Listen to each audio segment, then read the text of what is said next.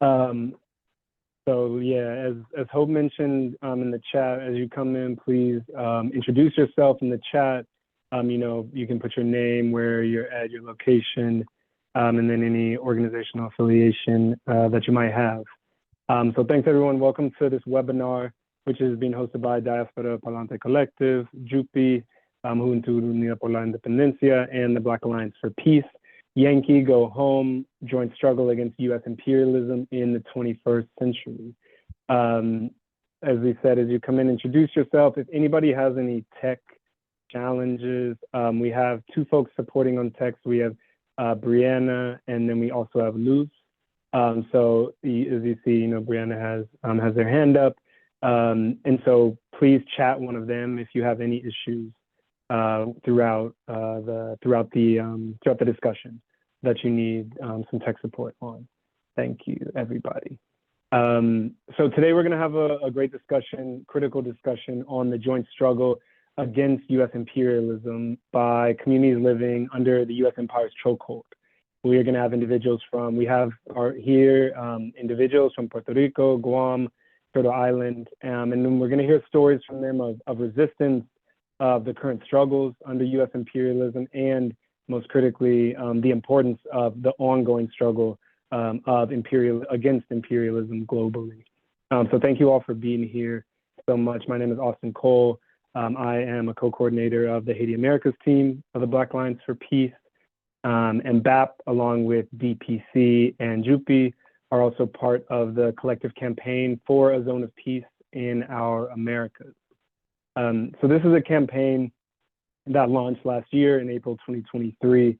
It is an effort to activate the popular movements in our region in support of the community of Latin American and Caribbean states, called to make the Americas a zone of peace.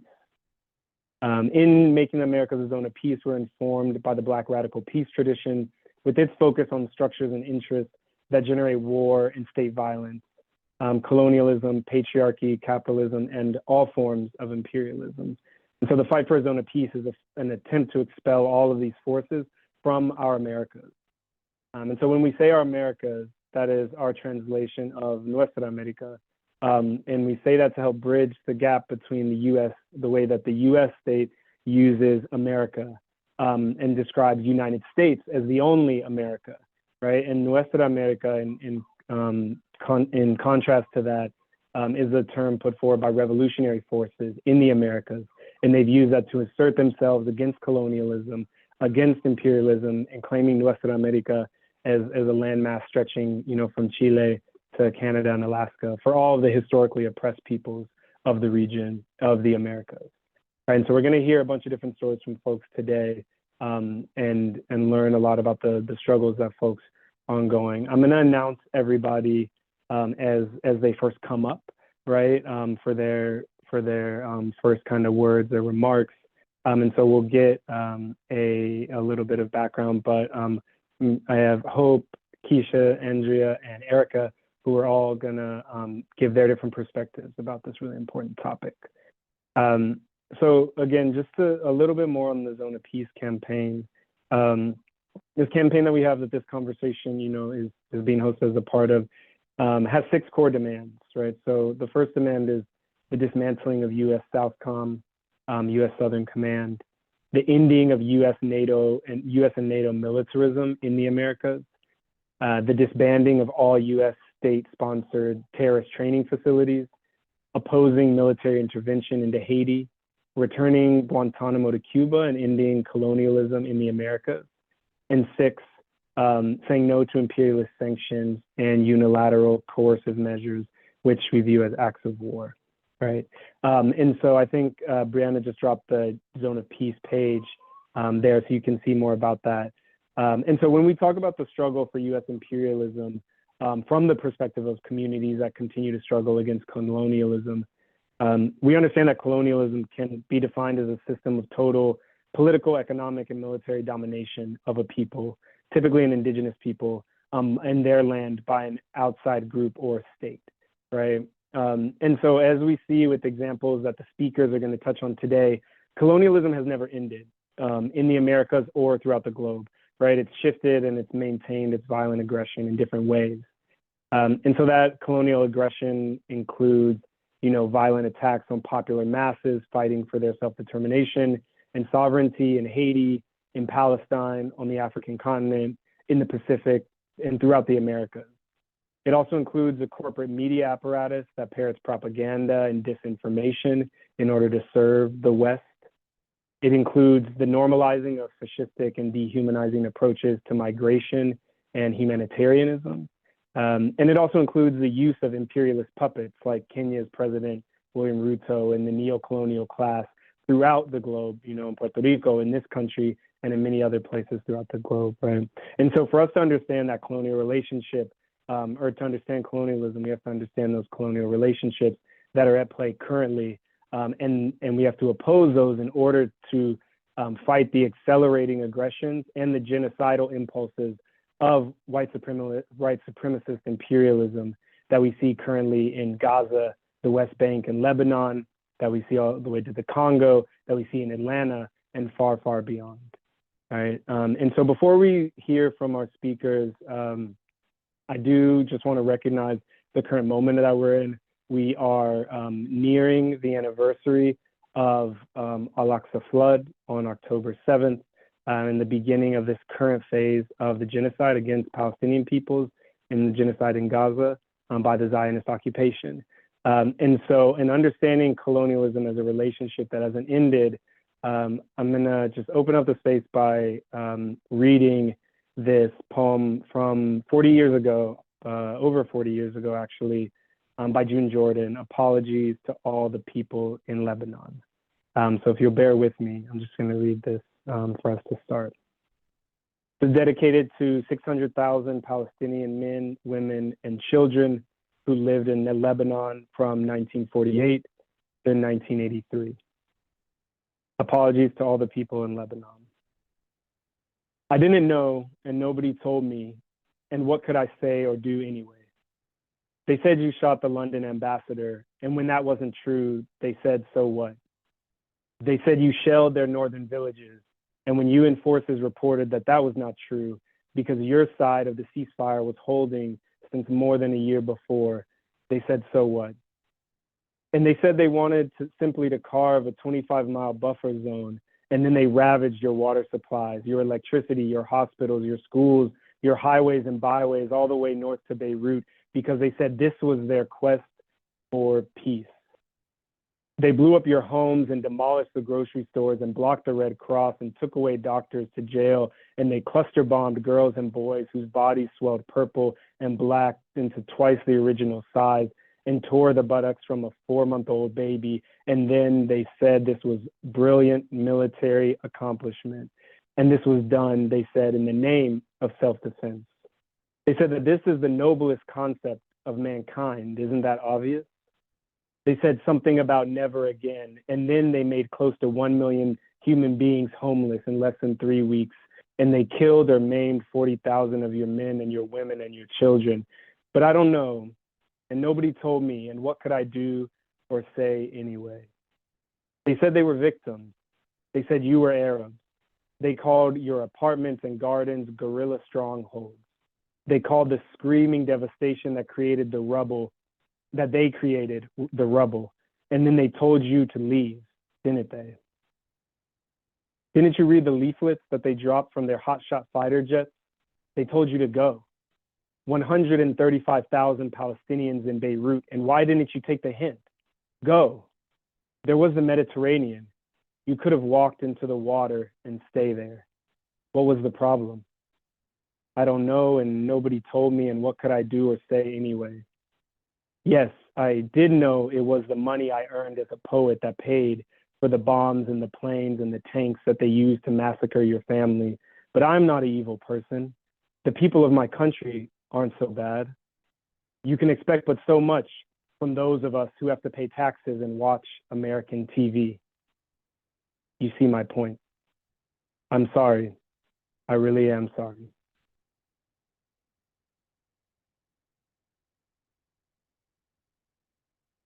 All right, so, and with that, I'm gonna shut up now. And I am going to pass it on to some of our first wonderful panelists. So our first panelist is Hope Ghazala, is an organizer, political educator, and facilitator from New York City. As a central committee member with the Diaspora Pa'lante Collective, Hope works alongside Boricuas and allies in the diaspora and the archipelago to fight for the liberation of Borican and all oppressed peoples. Thank you, Hope. Thanks, Austin. And thanks for pronouncing my last name correctly. I appreciate that. Hey, everyone. My name is Hope. I'm really grateful to be here alongside all of these other wonderful organizers. We're just doing intros, right, Austin? Not diving into questions right now? Hello.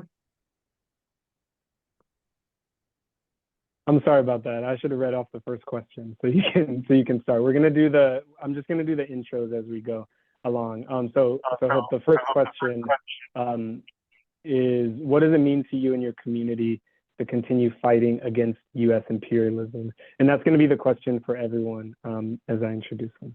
Thanks, Hope. Amazing. Thanks, Austin. Yeah, I would say for Puerto Ricans, continuing to fight against U.S. imperialism really means asserting our fundamental right to self-determination and sovereignty after more than 125 years of colonial rule. For us, it really means explicitly ending Puerto Rico's status as an unincorporated U.S. territory and reclaiming control over our politics and economy.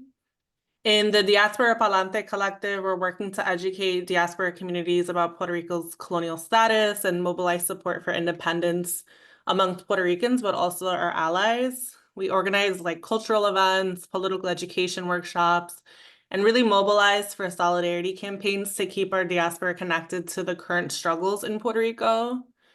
Preserving our national identity, culture, and Spanish language is really crucial for us. That's why initiatives by archipelago-based organizations, including Amigas del Mar and Comedores Sociales, are vital. They focus on community-based projects that promote cultural resilience and economic autonomy.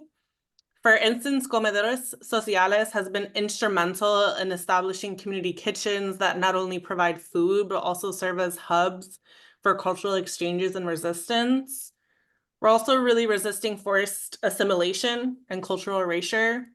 Mujeres de Islas, for example, works to empower women and protect our natural resources from exploitation in the archipelago. Specifically around the coastal communities, they resist displacement and defend their livelihoods against gentrification and climate change. This really ensures that our land and resources in Puerto Rico are used for the benefit of the Puerto Rican people.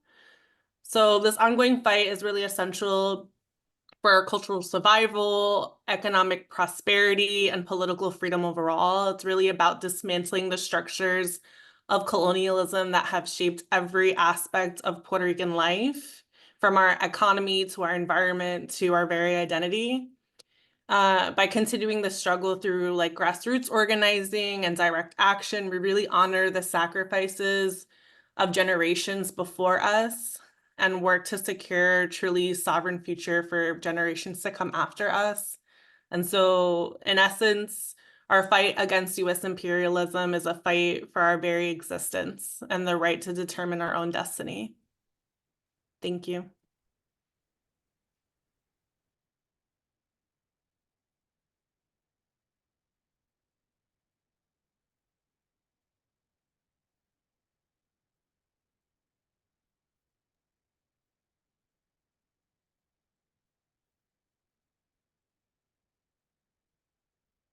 Can't hear Austin. We can't hear you, Austin. Can you hear me? Yes. Okay, cool. Sorry about that. Thank you, Hope. I was saying. So next we're going to hear from Keisha. Keisha is a Ramapough Lenape tribal member based in Connecticut. Her academic background is in international law and conflict negotiation with frontline community support and work across Turtle Island and in Southern Europe. Right now, presently, Keisha is working on rematriation of physical space, archival data, and future legislation. And so Keisha, the same question to you. what does it mean to you and your community to continue fighting against U.S. imperialism? Thank you, Anashik. Akwe, Akwani, hello and peace. Man, that's a huge question. And I think, so I'm thinking about a lot of things right now. I'm gonna be honest, I haven't like pre-thought my words for any of these questions. Today is September 30th, so I want to acknowledge that for my people's diaspora, we have folks that exist over the medicine line into Canada. And today is a day of reconciliation as well as remembrance in terms of our residential school survivors. And in particular for my community being tri-state in terms of a modern US context where we are, New York, New Jersey, Western Connecticut, although parts of Southern Massachusetts, Northwest Southern Massachusetts.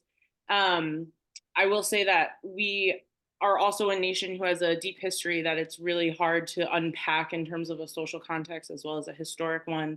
I think to go further back in terms of history, this year marks 400 years since Dutch colonization, which is really the forefront then of what it means to fight imperialism at a larger context for other nations, because then it was followed by Swedish interactions. So we hold treaties with nations outside of the US context. So when we think about Turtle Island natives, we're subject to federal and state recognition. So we're state recognized, although we have ancestry and history with kingdoms, quite literally, who, considering this is 400 years, have come to visit us and plan educational honorings that will be in Turtle Island as well as in the Netherlands. So it's looked like a lot of forget the United States, our sovereignty is actually larger than that, and we're going to own that all the way through.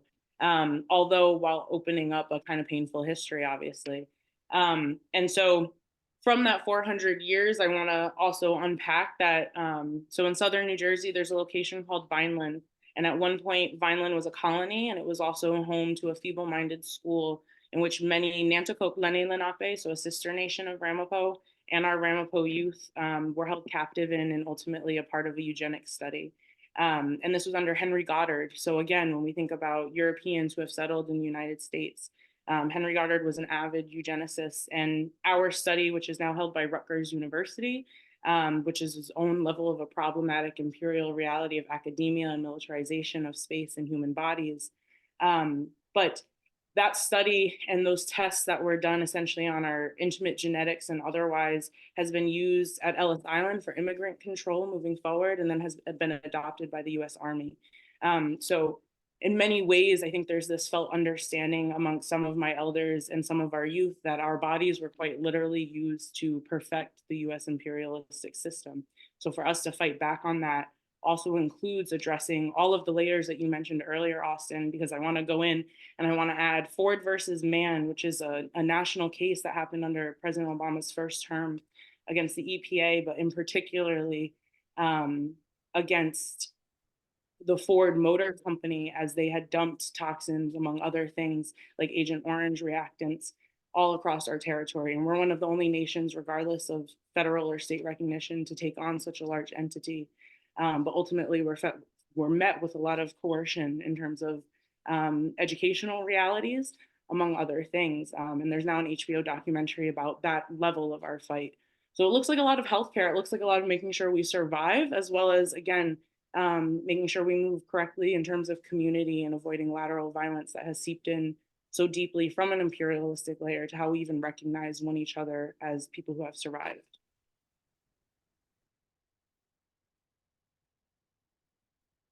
Yeah, thank you, Keisha.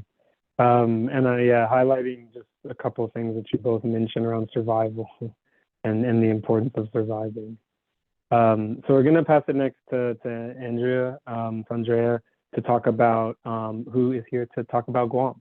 So Andrea, same question to you. What does it mean to you and your community to continue fighting against U.S. imperialism? Hello. Bree, if I could get the little slides just to point out where Guam is, because Guam is considered a U.S. territory by the United States, but we don't learn about it too much because I think it's a pretty inconvenient truth of how colonization continues. And so here we are right over beneath Japan and above Australia. We're part of the larger Mariana Islands.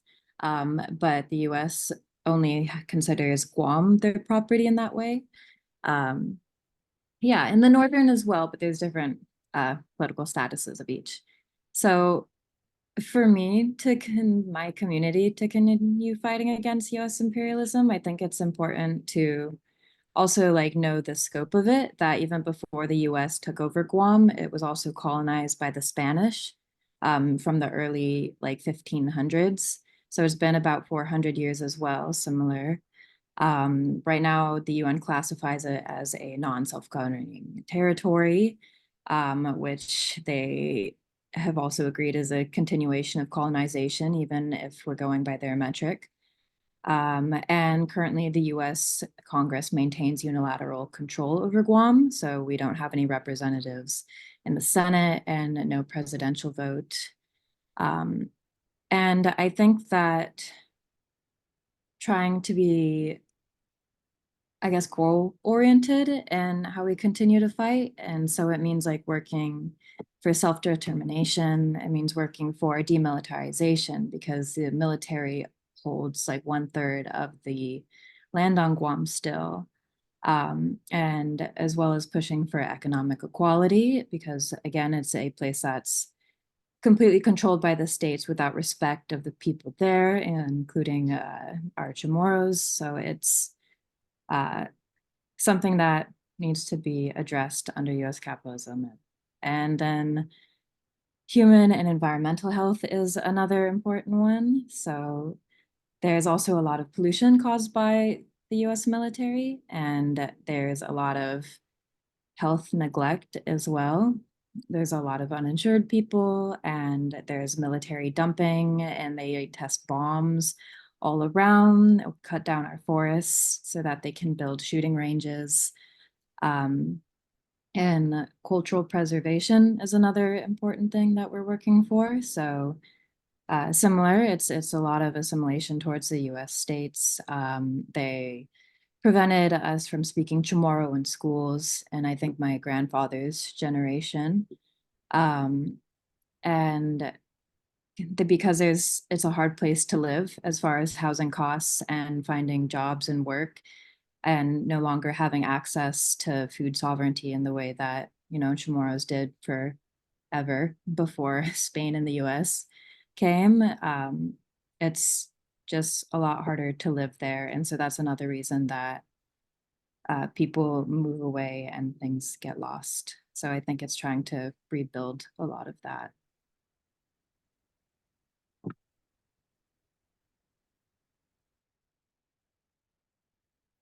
Thank you. Yeah, thank you.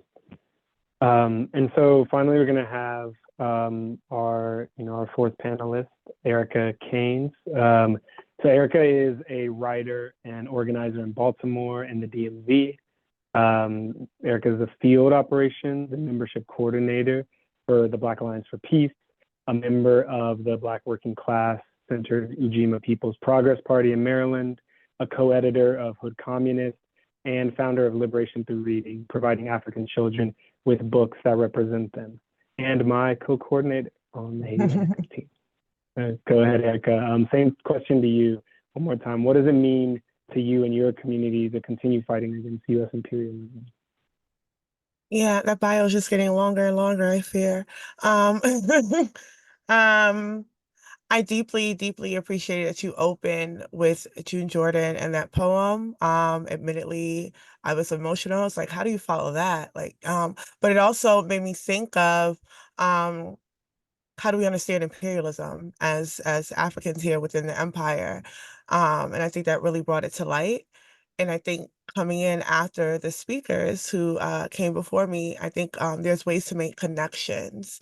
So I think really the fundamental issue has been, at least coming from an organizer standpoint in the Black Alliance for Peace, where we seek to make the connections between domestic and global imperialism, is Africans here within the empire understanding that they are facing imperialism. Right, because they understand imperialism primarily through military force, but not seeing that military force in AFRICOM or SOUTHCOM reproduced in the occupation of their neighborhoods. So the ways that we are contending with imperialism is by opening up the avenues so we can have the discussions of what imperialism actually looks like. And beyond that, understanding that we are affected by imperialism domestically because we are colonized here internally. So when I heard the speakers speak, there were so many things that I was thinking like definitely connects to our understanding or my own understanding of domestic colonization or internal colonization. Africans here, or Black people, or Black Americans, but I say Africans, here within the US are colonized politically, economically, and socially. Politically, we have no political power to make any decisions. If you look at the South currently right now, it is underwater in multiple states, right? And also left destitute. And these are primarily, we understand the South is a majority Black part of the nation that is often left destitute. If we could think of Katrina, this is not dissimilar for what happens in Puerto Rico. But then economically, Dr. Sharice Bernstein in Black Scare, Red Scare, she writes about the structural location of Blackness, but I think the importance of the structural location of Blackness is how when we think about colonization more broadly, the reason why people reject internal colonization here within the empire is because colonization is understood that the metropole or the actual commanding empire is away from its subjects, right? And here we are directly influenced by it. And that is obvious in the way that we are uses cheap labor in factories. Our neighborhoods serve as dumping grounds when we think of food deserts and things like that. Yeah, in the South primarily, like I said, when you look at Lockheed Martin and the US military and the way that they have polluted the grounds in the South, that has made it unlivable, unmanageable. It has contaminated, and there's cancer lanes in the South.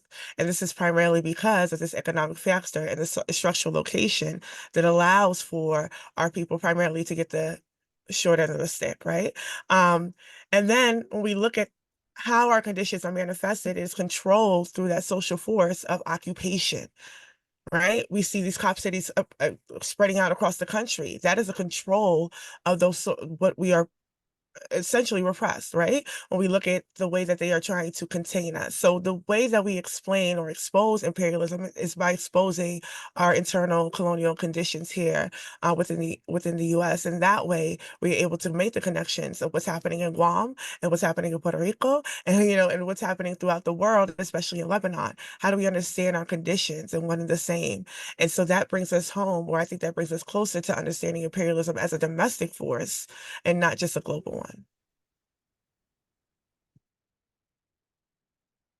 That's right. Thank you, Erica. And I mean, all of you, I know we have a few more questions, and so that everybody knows, we got about 3 more questions we're gonna run through with all the panelists, and then we're gonna open it up to Q&A for everyone else that's here.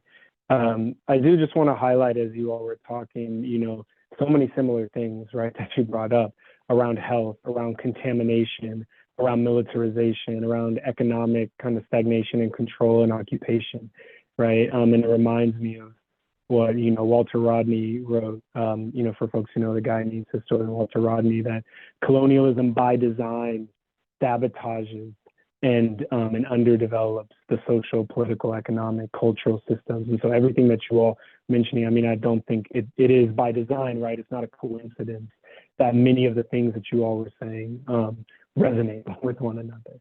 Right. So we're gonna start with Keisha this time, and then kind of go in the order from there for the second question. So Keisha, what are people doing to fight imperialism and colonization in your current context?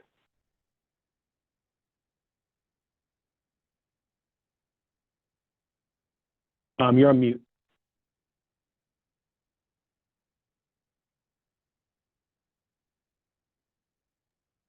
Can you all see this map right now? Yeah, okay, cool.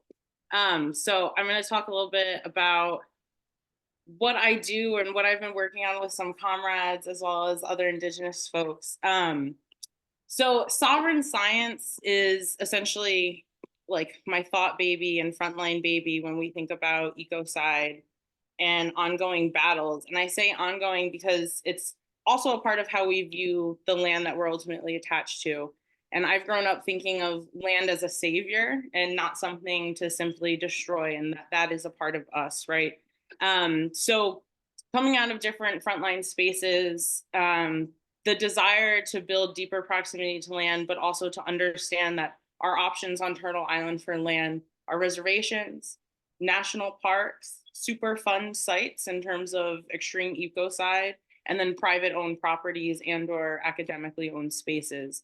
And thinking of that as a really depressing reality for lands that once never knew of terraforming and riverways that never knew of a separation from a wetland that wasn't a natural reaction. So I say this because I think colonization is a perversive factor that leads to imperialization. And so the imperialism that we're faced with has started from a physical place. Gravity works for all of us. So the location of genocide, the location of ongoing occupation matters. And in this case, it's also understanding that the imperative and the rights of nature is thus also the rights of us and how we choose to live, how we choose to clean ourselves, and understanding that everything has its own sovereignty. So I say that because for my community, how we fight back is also being able to then be a part of these landscapes and offer that opportunity for educational exchange. And I was gonna like present this more formally, but I really don't want to. But I do wanna like, oh my bars are all over the place. I do wanna present these 2 QR codes to definitely scan on your own time. And so one is the mapping that I was just in, but the other is a short video from a Nipmuc sister nation relative who does a lot of intertribal engagement and building those spaces for that land interaction, because I think that alone can be very traumatic for some folks. I used to work in immigration work in Europe at the time of like the 2015 attacks, but also thinking about Tunisian and North African immigration waves within Southern Europe, in particular Italy and Greece. And land is an obstacle for a lot of people, and water is an obstacle. And it then isn't a space where you find savior realities. It's unfortunately a space where you might be passing away or losing other relatives. So I spend a lot of time not only with my elders, but other peoples in terms of understanding that Earth is a living space and it is a place where we go through horrible changes, but we're also able to care for ourselves and have these conversations. And I think, like Erica was saying, understand different forms of colonization and imperialism by talking about them with each other, but also understanding their nuances. And I say that also as somebody who does a lot of United Nations work. And I know there will be other questions in a time to share, but I want to highlight that recently, the most recent General Assembly, I was there as an Indigenous youth negotiator, and the Pact for the Future, which includes a declaration, which declarations are typically not legally binding. However, this one has legally binding impetus because it's attached with an action plan where Indigenous peoples are not only outlined, but we are represented with free, prior, informed consent, and that includes island nations. So a lot of youth motivation and energy is being shared into the future, which goes in hand for how we view our fight. It is both a domestic and an international reality, and I think we need warriors at all those fronts, and I would say my elders agree with that.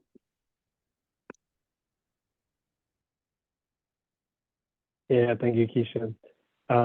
We need warriors at all the fronts. I definitely appreciate that. And I'm a nerd for a map. I study urban planning, so I'm definitely checking out sovereign science after this. Thank you for that. So Andrea, we're going to turn to you. What are people doing to fight against imperialism and colonization in your context? Howdy. Yeah, so the most obvious one is pushing for a change in political status of Guam, away from being a territory towards anything else, really. The Commission for Decolonization offers 3 options, which is statehood, free association, and independence. And personally, I think that independence is certainly the way to go. I think the other 2 options would really just be colonization by another name. But the Commission for Decolonization is a Guam government funded project that is at least raising a lot of awareness of what the risks of each one are and what the benefits are. There's also efforts to resist militarization, like protecting Rititan is an important one, cutting down the forest to build the shooting range. So there's lots of grassroots organizations trying to push back against that. And lots of grassroots organizations for almost like any military initiative that people seem to take, which is good. Get on that. So there's the Cancel RIMPAC campaign. So the big military project they do in the Pacific that like includes all of basically every state and nation around the Pacific. People have been joining forces to try to get that project of them to stop, because it will always be taken out on the people that live there, just through the poisoning of the waters, the environmental destruction, as well as just the effect that having all of those like soldiers and everyone else on the island has. And another is pushing for economic equality. I think most of these can be achieved really through independence, mostly as the first step. And there's things like fighting back against the Jones Act, which is something that should ring a bell for the Puerto Ricans, because it's the same shipping mandate. I'm not sure that's a legal word. It's the act that makes it so that shipping costs are incredibly expensive for any island country, in any island nation, forgive me. So having a control of our own economy and being able to like make decisions about our shipping costs, I think is really important for us to be able to sustain ourselves. And similar, advocating for environmental and human health. The military is really a huge source of pollution and destruction on the island. Pushes for food sovereignty so that we can be okay. And protection of even all of our little isolated ecosystems that happen on all of these little islands. So like islands that are even fairly near each other are still separated from other ones. So if like the military decides that, no, we're going to bomb over here because there's no people living here, there could be just an incredible ecosystem that's just gone. And preserving culture as well. And there's been like a Chamorro renaissance of sorts, where it was after the like forced assimilation of the couple generations before. A lot more people have been pushing towards relearning the language, pushing towards like embracing Chamorro traditions, and using that as a way to continue forward. And even things like FestPac just happened. So it was a bunch of island nations and island cultures all got together to share dance and issues with each other. And it was really powerful. All right. Thank you. Yeah, thank you. And there's a lot of things that you said there that I know we're going to get to a little bit later in talking about the connections. But so I'll leave that for a second. But Erica, do you, when you follow up there, and again for you, what are people doing to fight imperialism and colonization in your context? Yeah, well, I'm going to take this moment to brag about my organization, because the Black Alliance for Peace, I think, is extremely unique in this fight against imperialism, because it is an organization of not just individuals but other organizations, uniting under principles of unity, but also uniting under the understanding that African people here are at war with the state. Like the state is completely at war with us, right? So we raise campaigns like No Compromise, No Retreat, defeat the war against Africans here and abroad, with that understanding, again, connecting domestic and global imperialism and seeing them as counterparts. So that involves a lot of PE.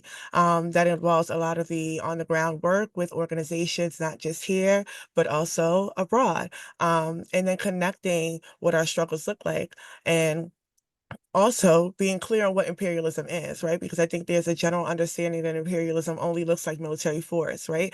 But imperialism is also the banks. Imperialism is also soft power in the form of NGOs and nonprofits. And like, why do these things matter? Like if we look at Haiti, for instance, and we look at the Global Fertilities Act, that, assigns or designates Haiti as a sort of fragile state that needs to be contained. That the type of language that exists in that policy exists in Biden's Safer for America's Act.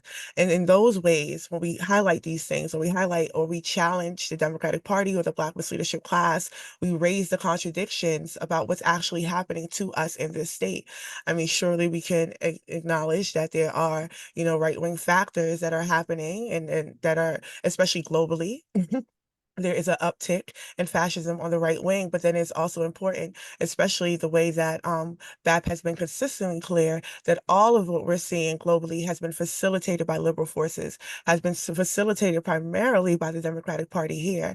And I think in raising that contradiction consistently, especially with the Black Men's Leadership class, you've seen the change in the language of a people. You have seen the change of the language of the masses of people. So that consistent PE, the consistent narrative, and then the growing of not just staying with this campaign, but expanding this campaign to shutting down AFRICOM. Tomorrow starts our campaign for the monthly action. So I do hope that everybody participating in this also participates to shut down AFRICOM, but then also the Zone of Peace campaign with plenty of the organizations that are involved in this production, in this presentation, are also part of that regional campaign, saying that we are, as a people, deserve self-determination, deserve demilitarization, deserve sovereignty.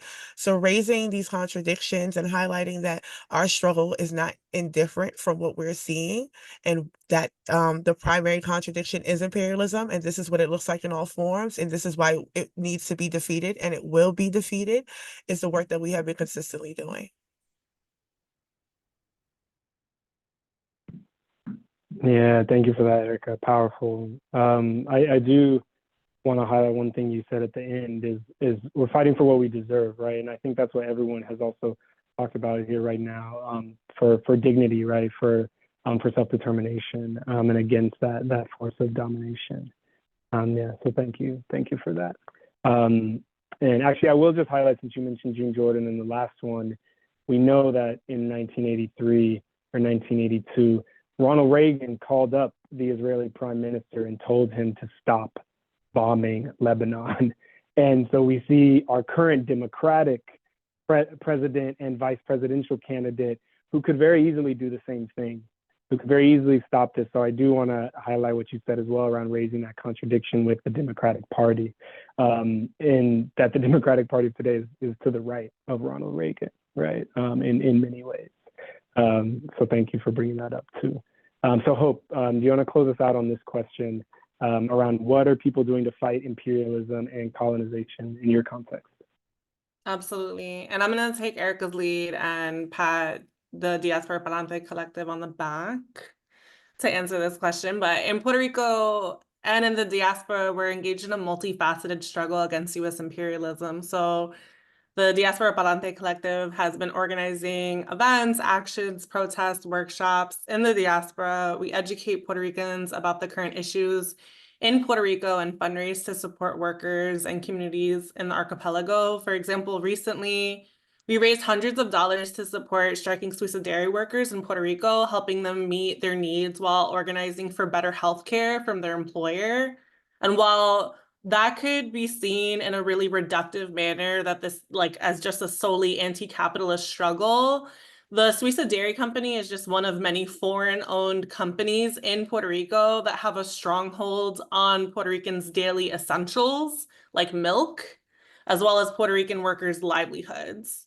DPC also coordinates rematriation brigades to Puerto Rico. Many of us just got back from one, where members of DPC spend a week reconnecting with the land, learning from community and union organizers, and building relationships with other Puerto Ricans just generally. These brigades are actually vital for our diaspora communities, even providing the first opportunity for many of our members to connect with our homeland. For organizations like DPC, it's also really important for us to build relationships with other Global South nations who are fighting for sovereignty. We're in relationship with El Comité de Solidaridad con Cuba y Puerto Rico. This organization was founded in 1992 and challenges US-imposed laws in Puerto Rico that prohibit ties with Cuba. The committee connects Caribbeans through media to promote unity and really coordinates medical supply shipments as well, including syringes to Cuba, despite the US blockade. So this type of global self-solidarity is crucial in exposing the global reach of US imperialism and really supporting each other's struggles for independence. Puerto Rican organizations in the archipelago are also taking direct action. So Alianza Mujeres Vigenses asserts the right to a healthy environment and challenges U.S. military occupation by fighting to reclaim land from U.S. Navy in Vieques, and works to decontaminate areas in Vieques that have been damaged by U.S. military testing. Amigas del Mar is also protecting our coast from privatization and overdevelopment, preserving our natural resources against corporate exploitation. I referred to comedores sociales earlier, but they are also building food sovereignty through community gardens and mutual aid networks. They reduce dependency on like highly priced US food imports. And then of course I have to touch on like La Colectiva Feminista, which is like leading intersectional struggles against gender violence, economic inequality, and colonial oppression, all of which really shows how these issues are interconnected under US rule in particular. So these like interconnected tactics within the archipelago of Puerto Rico and in the diaspora are really vital to dismantling the structures of colonialism. It really asserts Puerto Rico's sovereignty and builds a foundation for true political, economic, and cultural independence from the US. And we really believe that our struggle is not just about changing our political status, but about reimagining and rebuilding Puerto Rico on our own terms.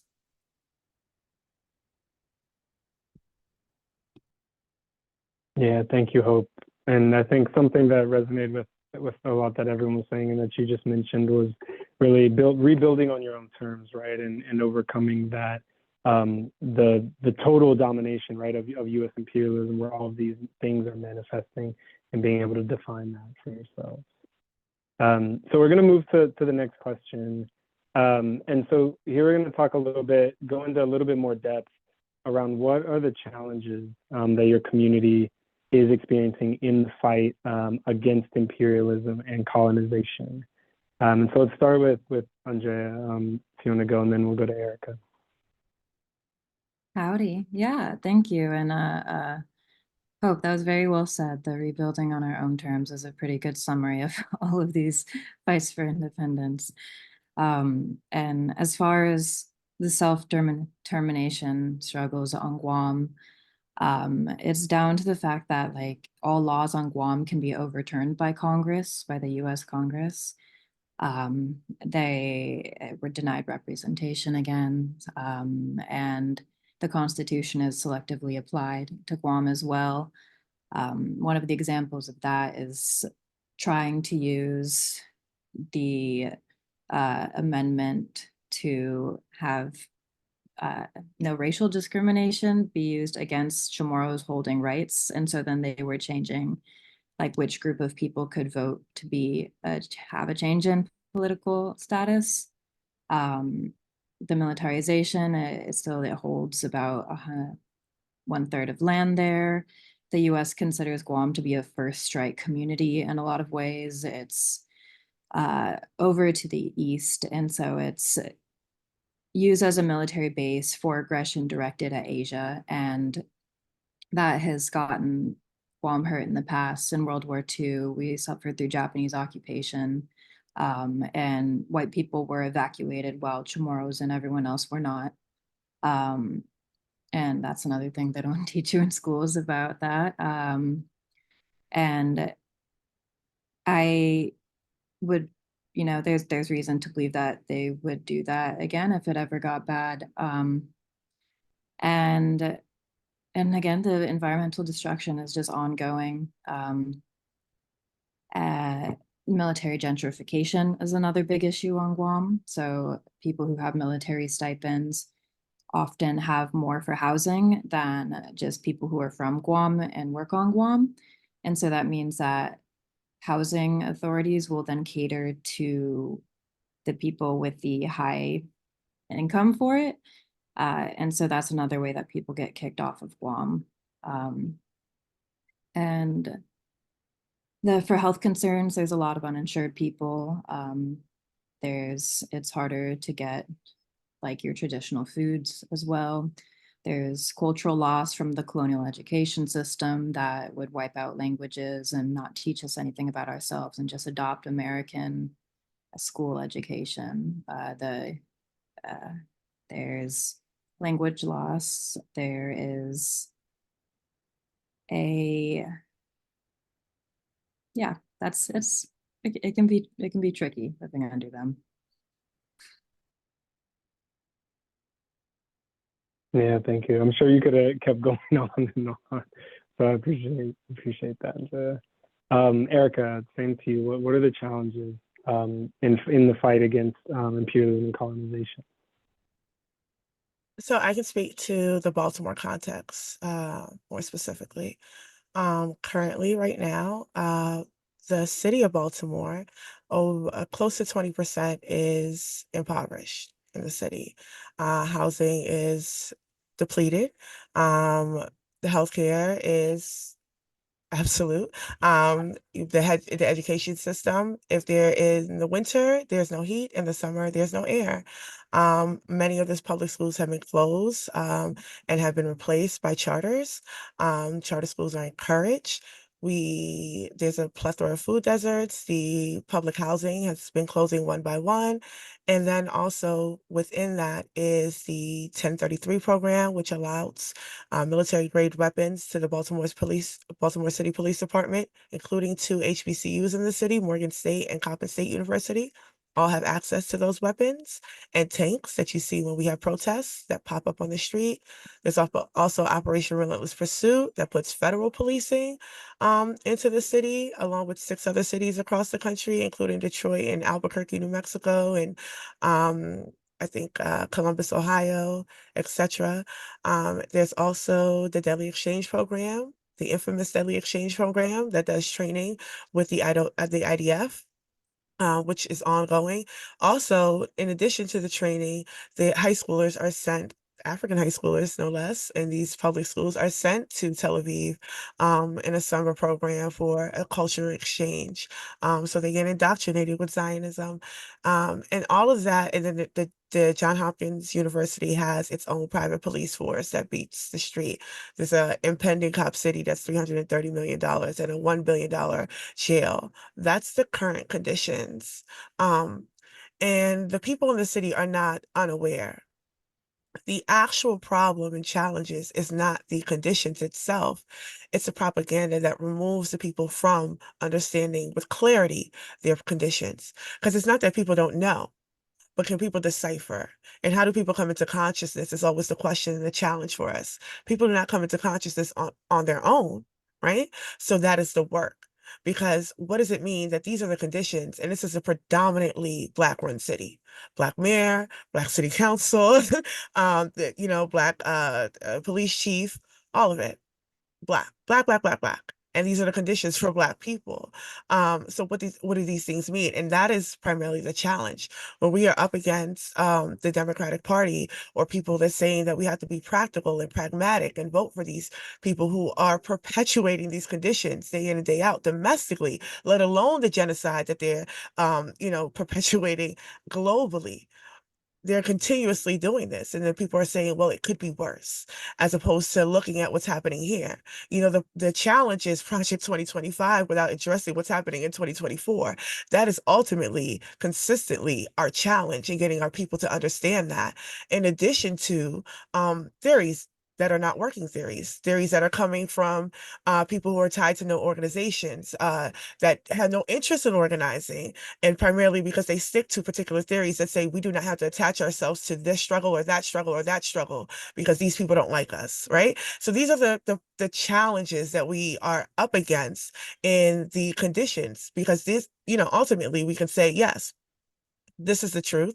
There are, when we look at these conditions, these are the internal contradictions. Yes, African people are treated badly, right? But objectively, the reasons why Black people are treated badly is not because we're Black, right? There are conditions, especially when we look at that's why I deeply value structural location of Blackness, because it talks about the de-alienation of Blackness and how that comes to be through imperialism, through Wall Street imperialism, through capitalism, that devalues the Black, right? And because of that, then it gives validation to continue to treat us like this, right? But without that understanding, and when you have Black people in the forefront of you on TV saying, well, this is the right way to do it, that is ultimately the challenge.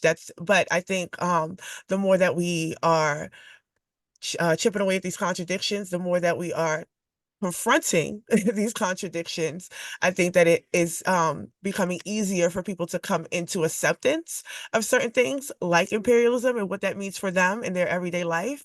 But that is ultimately, it remains a challenge until we disperse of it. Yeah, absolutely. Thank you, Erica. I mean, you covered a lot there. And I would just recommend folks read Erica's article that you wrote about maybe a month ago, 3 or 4 weeks ago, called "The Democratic Facade," where she talks about a lot of those similar things with hood communists. Definitely check that out. So Hope, again, the same question to you. What challenges is your community experiencing in the fight against imperialism and colonization? Yeah, thank you. I actually really appreciate coming on after Erica, just like hearing and feeling a lot of overlap. I'm also curious while I'm chatting if Tech could drop Erica's article in the chat for everyone. But yeah, I'll just start and say I'm about to go off. There's so many.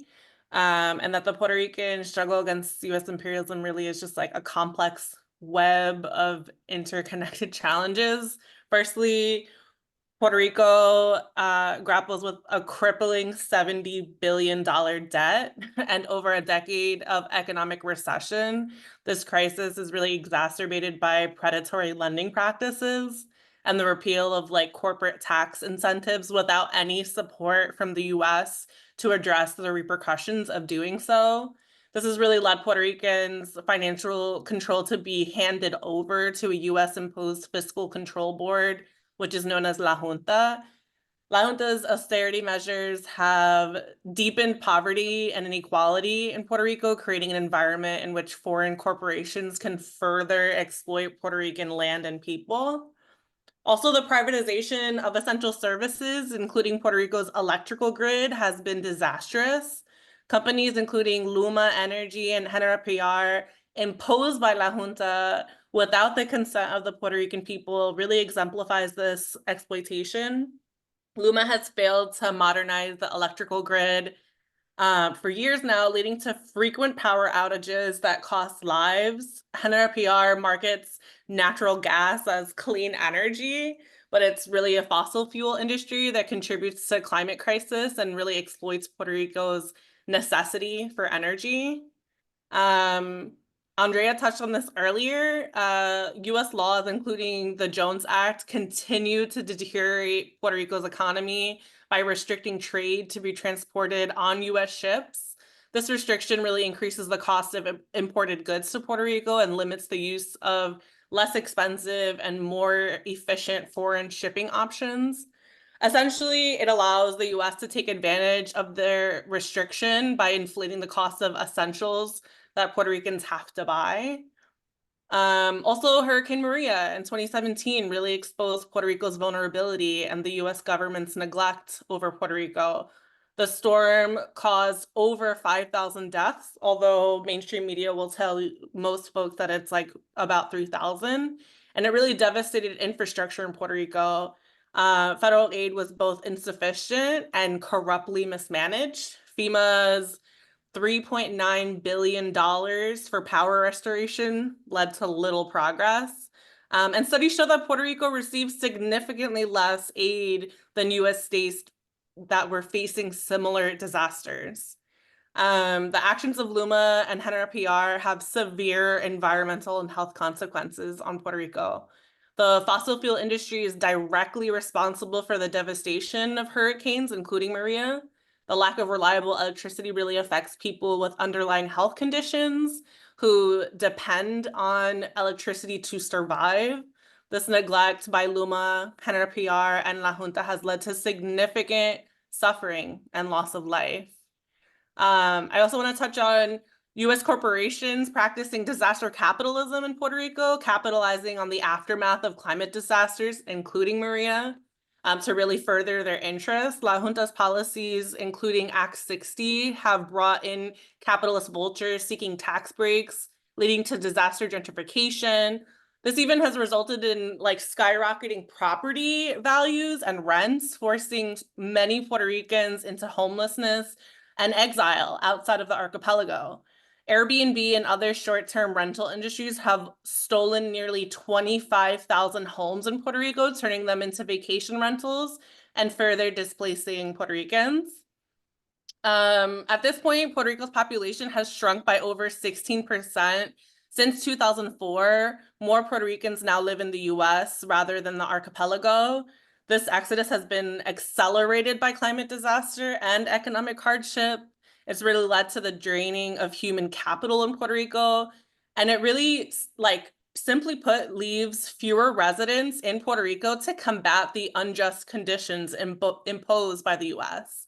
So overcoming these deeply entrenched challenges really requires like a multifaceted approach that addresses both immediate crises that are happening in Puerto Rico, but also long-term structural inequities imposed by US colonialism.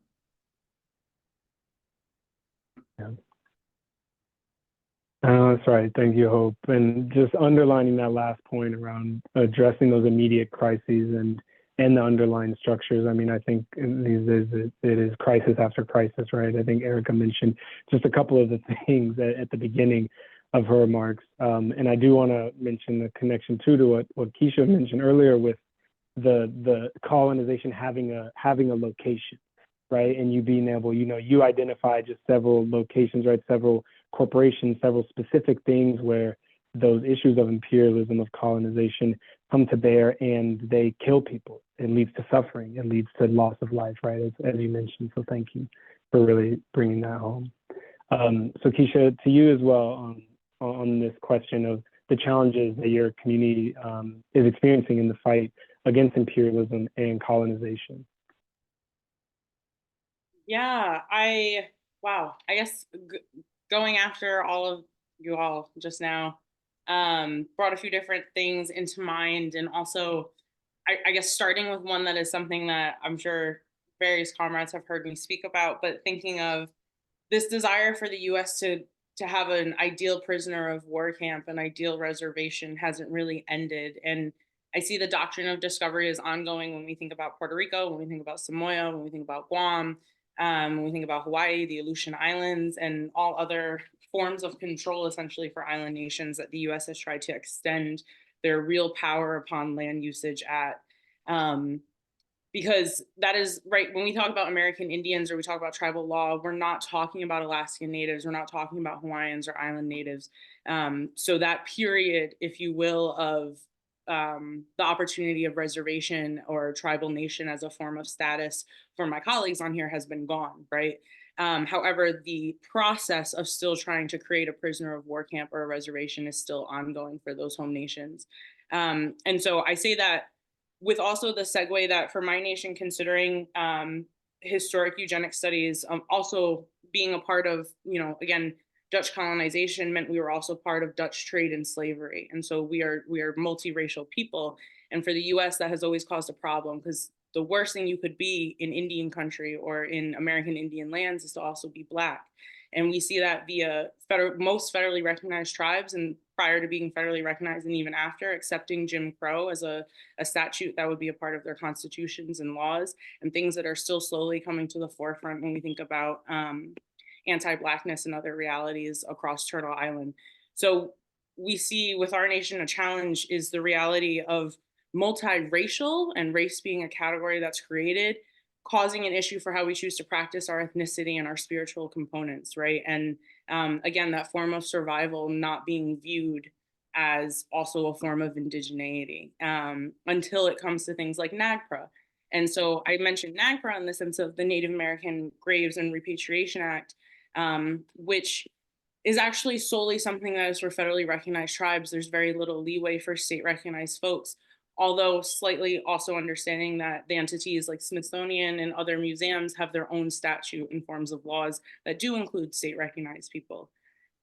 With both still stating that if there is a climate benefit or a human scientific benefit to any of the remains of people or cultural items, we do not get them back as tribes. They remain under colonizer hands and remain test subjects.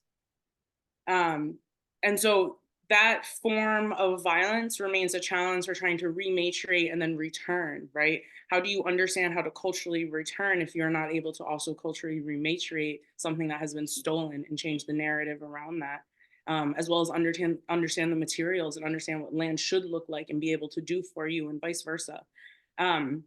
So relatives are important regardless of which way they come. And I say that with the side note of then some of our challenges look like, how do we connect with other relatives? Ramapough, we were a part of the American Revolution with George Washington's, one of his main stations being in Mahwah, New Jersey, and into Hillsborough, New York, or what is now known as Hillsborough, New York. And at one point taking Ramapough people, and I find this through various academic archives. I'm a scholar at Brown University right now, but other institutions for archival research. And we have both transcripts and logs of how many people from what tribes were taken and brought to Bermuda or brought to Aruba, brought to Curacao, brought to Bonaire, which are all still colonized entities where they are too. And in many still a part of the Dutch kingdom. So how do we get in contact with those realities? Those relatives, how do we change that for a future, but also again, to still understand where there is an ecological kinship and an ethnic kinship that has been so siloed and so parsed out to the point where we've allowed for colonization to be a part of us, unfortunately, even to what feels like a mitochondrial DNA, regardless of how hard we fight back on that. So some of those challenges, I think of them as a micro and a macro level that is really frustrating, but is one that is also a part of an ongoing one that I haven't heard a lot of us talk about, but I find to be a challenge in my community, the intergenerational bonds, but also challenges. I find not all of my elders appreciate the way that I might move and vice versa. I find that working with elders and working with youth can sometimes be problematic, and for a tribal context, because we do have our own forms of sovereignty, it can cause various forms of lateral violence. And those are things that I think, regardless of a diaspora, kind of pervade. Not all skin is kin, and how we decide to move with also understanding that and sussing out how we actually view problems in our communities, how we view accountability is a part of those challenges. But I think you have to also suspect your own suspicions when you move with community and hope that your spirit is large enough to override some of those challenges. Yeah, thank you. Thank you for all of that. And definitely going back to what you mentioned at the beginning of people understanding the doctrine of discovery, the history of eugenic practice in white supremacist practice in this country and throughout the Americas, especially, but even beyond. And thank you for highlighting some of those challenges as well within both, that are within the context of imperialism and colonization, but that also show up in our attempts, to resist, right, in our attempts to organize in that space. So we're going to have question and answer in a second. We're going to go through one last question with each of our panelists. And it actually resonates with something that you just mentioned, Keisha, around the intersections, right? And so this last question, and Erica, we're going to start with you, is how, in this conversation, we've just talked about a lot, right? And each of you have given different perspectives that resonate in different ways. So how do you understand all of these fights against imperialism, or how all of these fights against imperialism and colonialism are connected? I think through things that I've said and remarks that were made, there's some of the obvious, like the Global Vigilities Act that I named, and the Safer Americas Act in Biden that essentially says that African people should just be contained because they cannot be trusted. The 1033 program and Southcom is the connection, the deadly exchange and how that moves, not just here and in Palestine, but they have them in Israel. I mean, in Puerto Rico, they have them in Colombia. They have them, like, the IDF is everywhere in this region. Climate change, like even discussing Puerto Rico in the context of what has happened in Maria, and then more recently, and then we look at North Carolina and Tennessee and Florida currently underwater with, where is FEMA, right? It's the same privatized neoliberal solutions for all of these problems. So that, Yes, certainly. And then even when I speak of the IDF, the training I think is the most important when we look at what happened in George Floyd. But then across the Americas, when there's protests up and they're shooting protesters directly in the eye, that's a product of that training. These are those connections that on surface obviously is what we pull to draw people in. Like, this is why you should care. But I think what's less discussed is that what I am drawn to is a shared humanity. Like, I'm on this panel with organizers who have a shared humanity, who have a objective of a people-centered human rights, who see, an outcome for each of us that is beyond imperialism, that is outside of that, that is demanding land. And like, all of our struggles are land struggles. It's about sovereignty and self-determination. And I think that is what connects us in the fight. That is how we stay connected in the fight. And surely we can say, this is happening to you and this is happening to me too. We can make those connections. But why we fight is not because this is happening to you and this is happening to me. I fight because it's happening to each of us, and we have a shared humanity to protect. Like, what is the outcome of the world? Like, objectively, what do we want to see, and what do we want to leave for our children? Is this the world? And I always think of that in the context of, like, what are the connections? Because that's a less discussed thing about why we do it. You know, Shay talks about love. A lot of our revolutionaries talk about that, but it is the love for the people, and it's having that love and what it means to love a people through those contradictions, right? Through those struggles, through those intergenerational challenges. What does it mean to continue to wake up every day and fight? And it's because of that shared humanity that I see the connectedness. And that is why I wake up every day and I fight.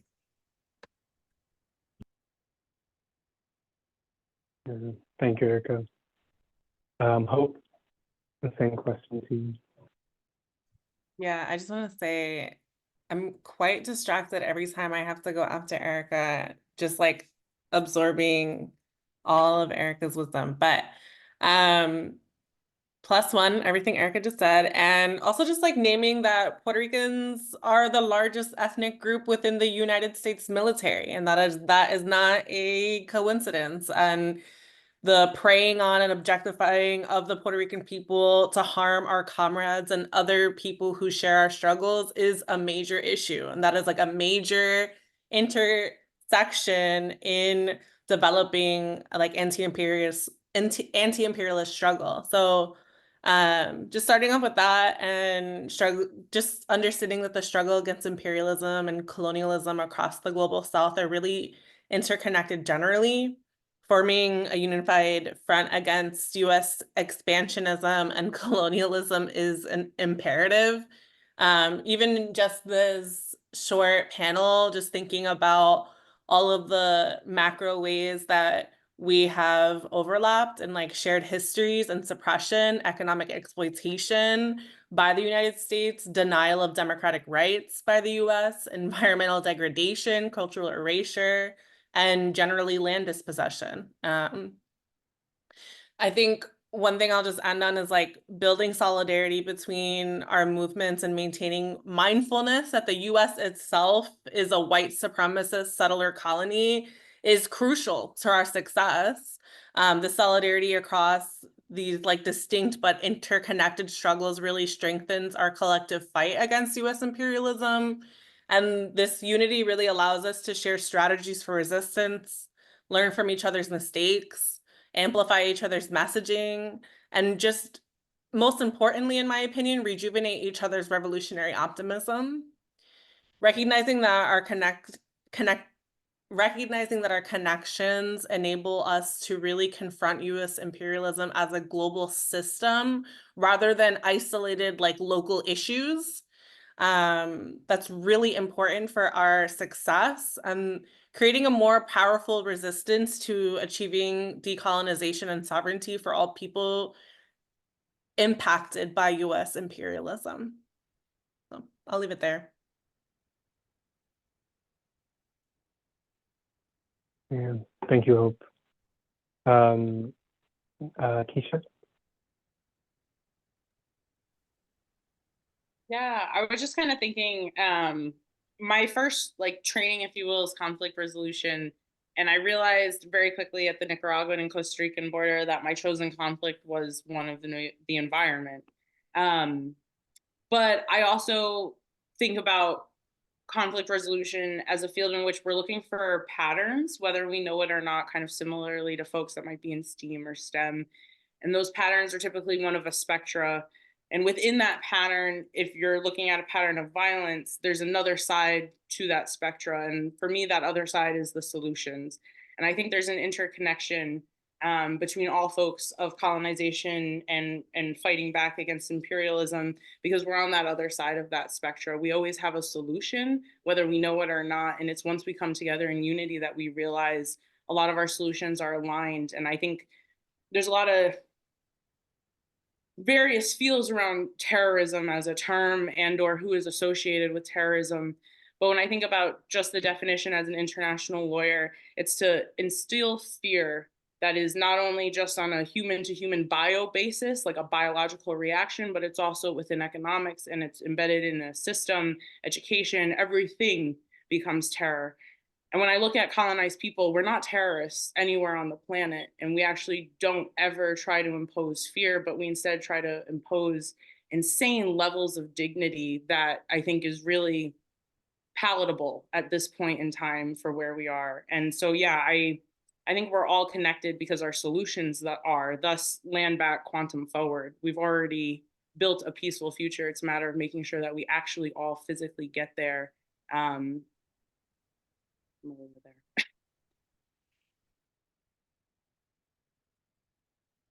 Yeah, thank you, Keisha. And just a reminder for folks to drop, we're about to go to Q&A, so drop any questions that you have. You can start dropping those in the chat. So Andrea, same question to you. How do you understand the connection between these fights? I definitely see these fights as connected. I mean, just for example, everything we've all said, that the Venn diagram is looking like a dahlia, but it's also helpful for finding the words, absolutely, to be able to talk about things, like even from my perspective as someone who's like very new to this as far as organizing and working through these problems. And still, like, DPC has created an environment where it's like just through Puerto Rico's own fight for independence is something that is a welcoming space for other independence fights, because it's all tied together by the same colonization. Really, I think that we're tied together by resistance to colonization. And yeah, there's like all sorts of legal ways where you could say that we fall into similar categories, right? And that could just go on and on, between like Guam being 1/5 of the inhabited like territories the US still like considers property, being like one of 17 other non-self-governing territories. And similar, that Guam is so used for the military that there is an incredibly high enlistment rate. And even the entire island is used as a base that's used for bombs that they want to send over to Asia. It's really scary, and it's something that being able to take that back would also prevent other people from getting hurt and prevent us from getting hurt. And yeah, I think a lot about how imperialism by the United States has all been done, just in the name of capitalism. So the same thing that's been pushing it out to all of us is pretty deeply ingrained. Yeah, absolutely. Thank you, Andrea. And I want to thank all the panelists so far for everything, for all the reflections. I think you all have spoken really beautifully, and really importantly, not only about the challenges, but also about the I think specifically in this last piece,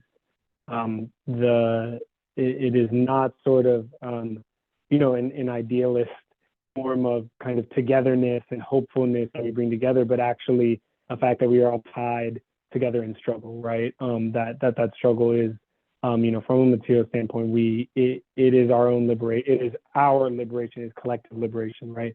That we're fighting for. So I do want to open it up for folks for Q&A. anyone in the audience, please feel free to drop questions in the chat. I'll read them out, and then we can have some of our panelists answer that. So I'll give a second for questions.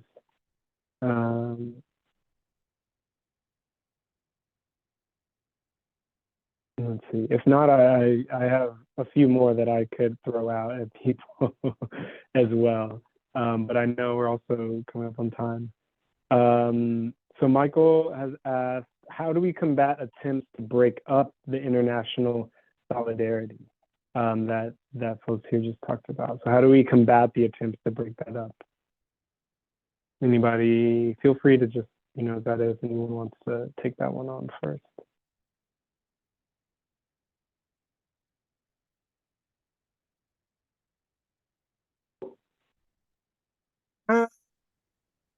Yeah, I can.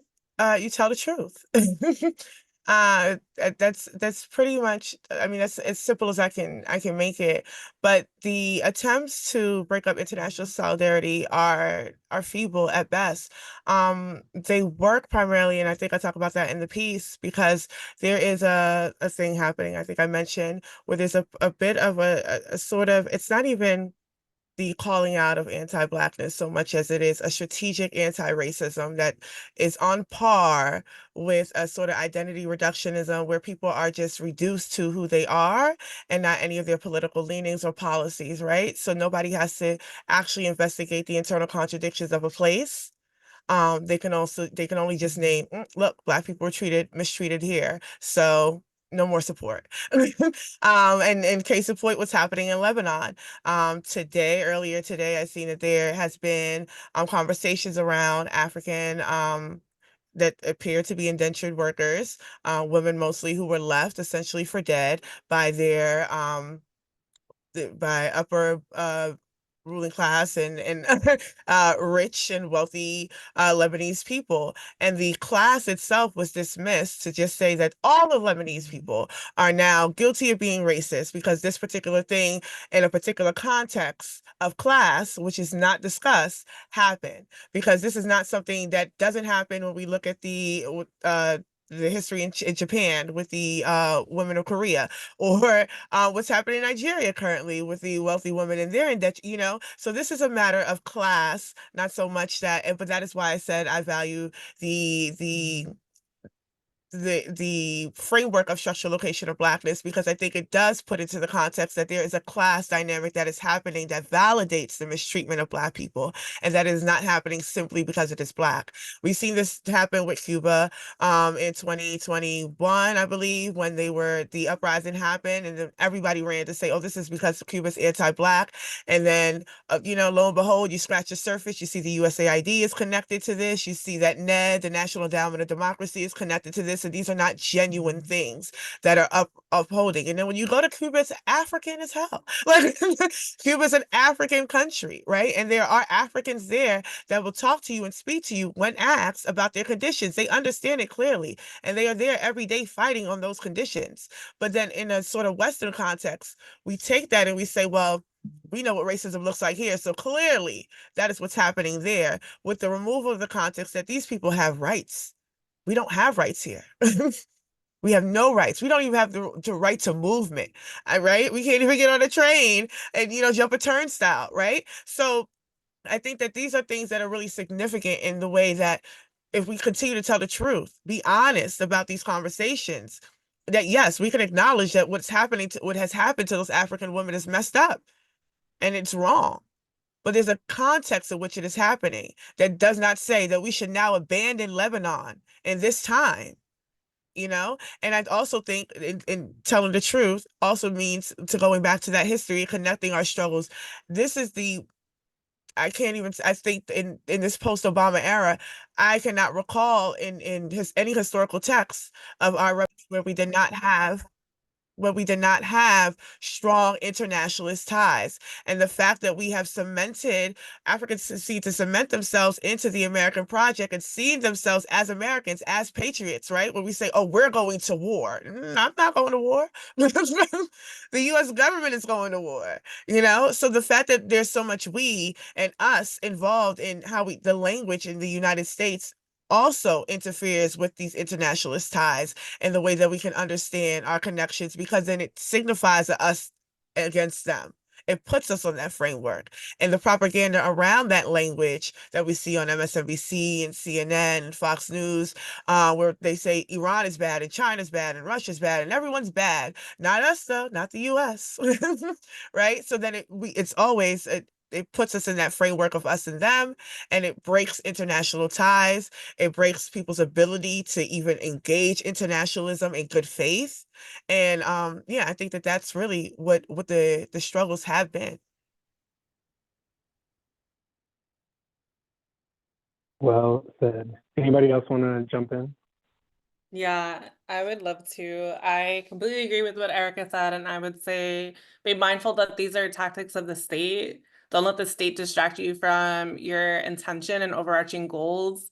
I'll speak from a personal sense, like I'm Muslim, and it's so important as a Muslim to state your intention every time you're doing literally the smallest task, and that is a process of staying focused. So stating your intention allows you to stay on the right path. I think the tactics of the state to distract us from our overarching goals really leans into carceral nonsense of being the perfect victim and the inability, the like unreal ability to be a perfect comrade. And so to the examples that Erica was stating, like, you know, making reasonable, sometimes critique of potential comrades should not distract us from allowing them to continue to be our comrades. And if we continue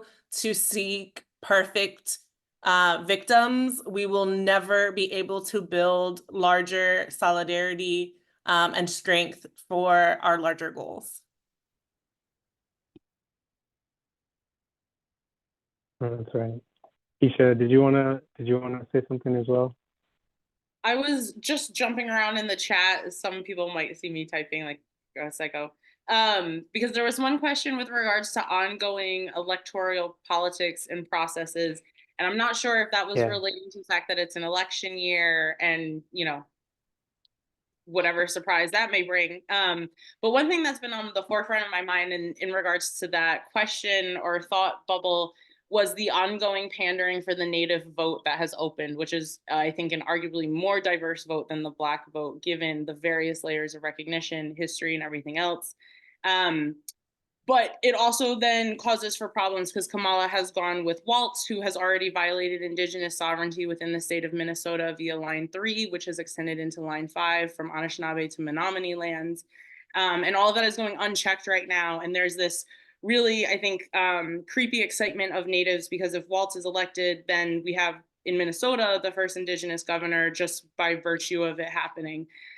So yeah, I think this election season, if it hasn't already gotten cringy around, you know, the potential ethnic baiting and buying of communities, I think it's only going to become more creepy because we are going to see indigenous peoples for the first time in this country at a political light that we haven't. Just, you know, thinking again, 4 years ago, we were the something else on CNN TV for a voting category. But now it's a matter of how do we get them to come out and vote? So yeah, that is my thoughts there. How that relates to colonization and imperialism is problematic. 400 years since Dutch. This year marks 100 years since American Indians being viewed as US citizens and also having the right to vote. I still have my great uncle Sonny's card, but mind you, he was in World War II as well, right? So there's a really deeply problematic understanding of our citizenship and then what rights and responsibilities we have associated when we also still view ourselves as war and not really part of this anyway. So there's a lot of, I think, like historical ego is also associated with true victim status that for some of us, like Erica had spoken about before, we're not fully all adapted to or coding some of these realities. Thus, we're not switch coding some of them either. So I have a lot of fears for this upcoming election season. I also come from a nation we have a lot of Trumpers simply because it's viewed as I'm able to hunt and have access to my land. And I'm like, that man doesn't do that. So there's, I think also just on a micro scale, that like lived personal viewpoint that doesn't always translate into these political worlds because they're not made for us anyway. Yeah, that was, anyone else want to jump in on the question of electoral politics? Andrea, do you have any thoughts there, or anyone else? No, I think you killed that. Yeah. I'm curious, Austin, if you actually have an answer to that question. I'm supposed to be asking the questions today, not answering them. Yeah, I would say two things. I would say one, just following up with what Erica said around international, around or the question around solidarity and breaking solidarity. Folks have read Black Awakening in Capitalist America from 1969. Robert Allen talks about in 1969 how critical it is, even recognizing the internal colony in the U.S., that Black folks understand themselves as connected to, what he calls third world, revolutionaries, and the importance of going beyond just saying we're in solidarity with people to actually being in material solidarity with folks, right? To actually fighting together. And I think that lines up with the critical thing, that is around electoralism, right? Which is electoralism in particular in the U.S. is all about just saying things, right? It's all about making promises. It's all about, I think what Keisha just mentioned, and I know Erica has written about this a lot in terms of identity reductionism, preying on people's identity, right? What's coded in their brain, all of these forms of kind of the Black, at least in the context of, Africans in this country, some of the lessons, people learning the wrong lessons coming out of 2020, and a lot of the focus of those uprisings and the co-opted Black liberation movement moving towards, these corporate kind of focus around Blackness, right? And around microaggressions, right? And not around structures of imperialism.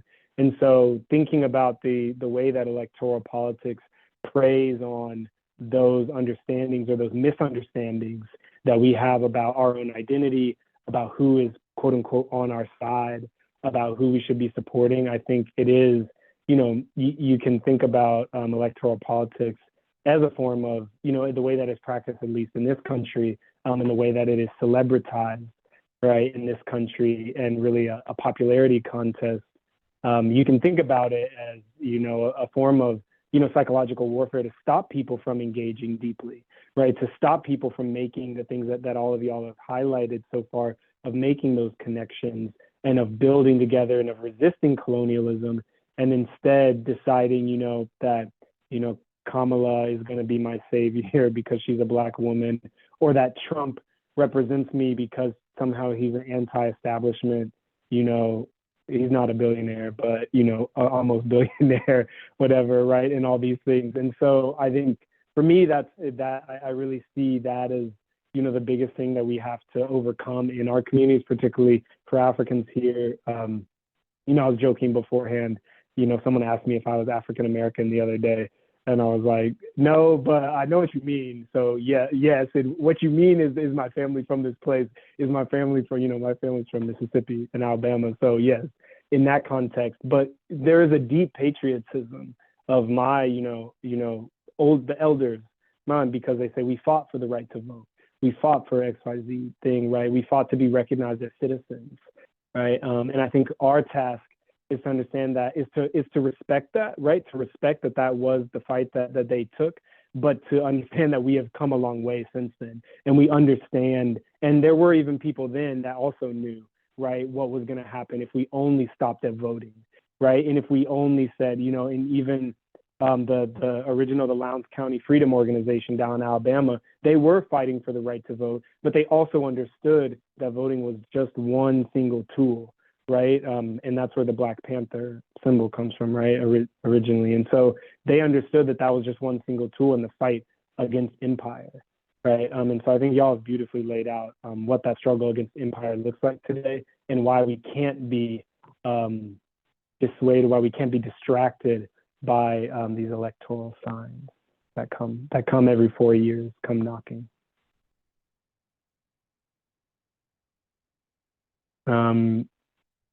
Thanks for flipping the script, Hope.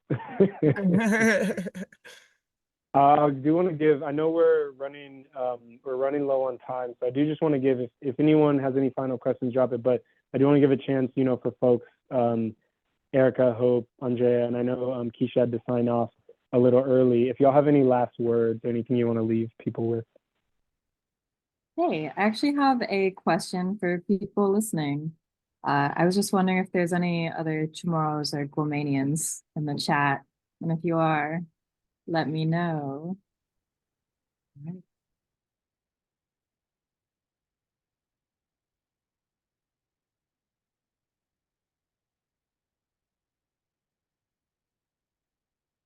We're gonna have it next time, and that's why we're gonna we need to extend this to bring more folks in, right? Andrea, that's exactly some of the stuff you were talking about, and the importance of being a part of DPC and these organizations that can bring in the struggle that does unite. That does unite when we sometimes feel, or when we are actually, alone in those spaces, right? So I think it definitely comes back to what was said before. Erica, I think, did you come off mute? You're good.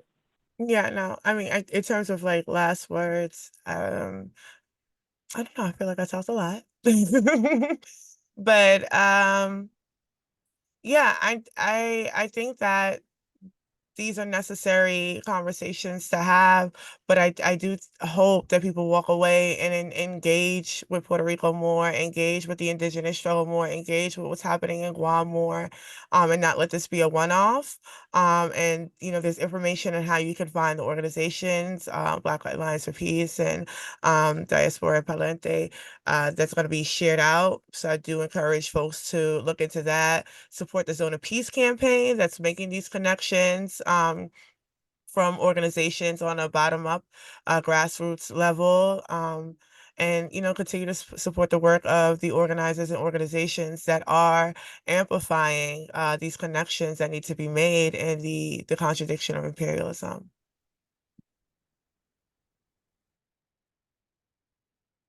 Yeah, absolutely. Hope, any last words? I think one last thing I just want to be mindful of is like asking us to think of elections outside of the United States and how sometimes those are imperative to socialist struggle, like most recently Venezuela, and supporting steps towards socialist nations. So yeah, that there's a very clear distinction between elections in a settler colony of the United States and nations of the global South that are trying to maintain their sovereignty, which is the whole impetus of this conversation. Yes, absolutely. Well, thank you all so much. And I'm just going to highlight something that has been said multiple times.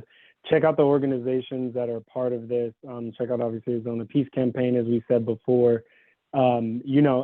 As the great Miss Ella Baker said, you can punch a white supremacist, you can punch a white supremacist at the face, but in order to defeat imperialism, it takes organization and dedication, and it takes making the struggle every day and fighting for freedom every day, every year until we win it. So join an organization, be in community with the folks here that are part of an anti-colonial struggle and that are beyond this in an anti-colonial struggle. And we're gonna fight and we are gonna win. Thank you all for being here today. Free the land, free Puerto Rico, free Guam, free Palestine, and hands off Lebanon. No compromise, no retreat. No compromise, no retreat.